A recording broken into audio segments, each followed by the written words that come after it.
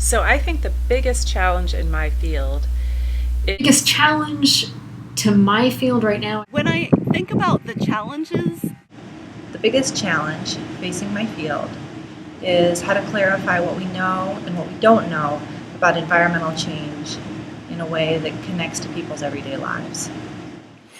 And the biggest challenge facing my field is a lack of resources.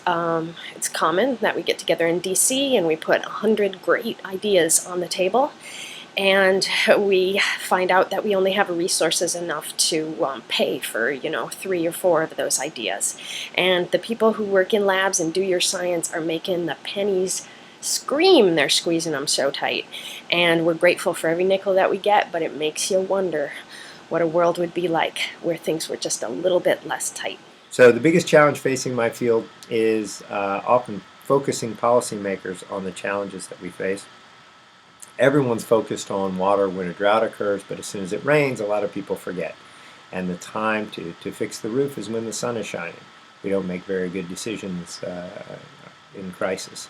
So I'll continue to try and help the policymakers make better choices. The biggest challenge facing my field is the fact that climate change research has somehow become the poster child for American angst. And I think it's really kind of obscuring how we can look at the world in an objective way.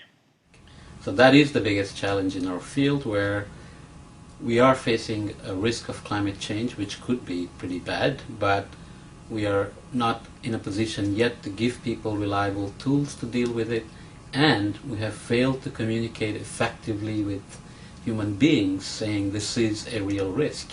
And considering human beings are a cooperative species and are able to collectively work, especially in cases of disasters, for example, we should be able to reach that value and tell people that we need to work together. So Is trying to understand how to work with these people. What kinds of information can I give them that are useful information?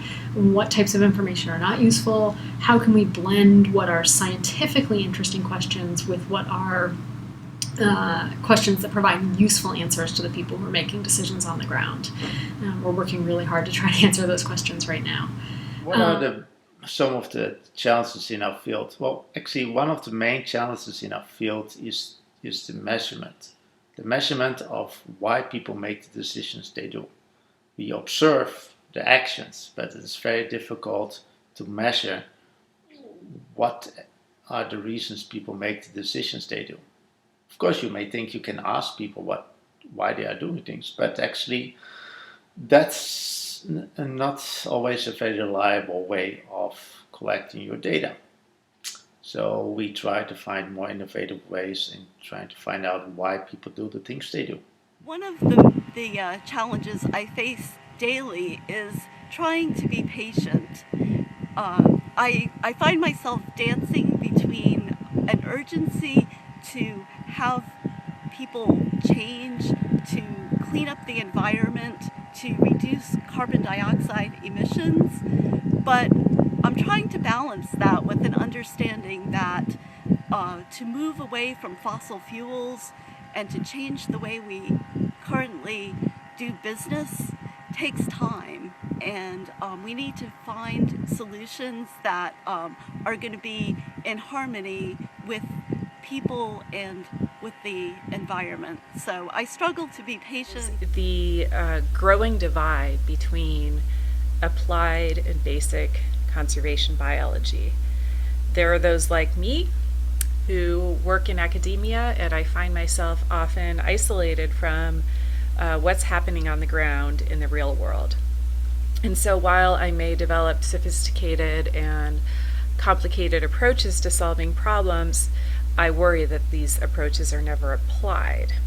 And at the same time, those who are working on the ground don't have the luxury that academics have of thinking and developing these approaches. So I think this is a pretty big challenge.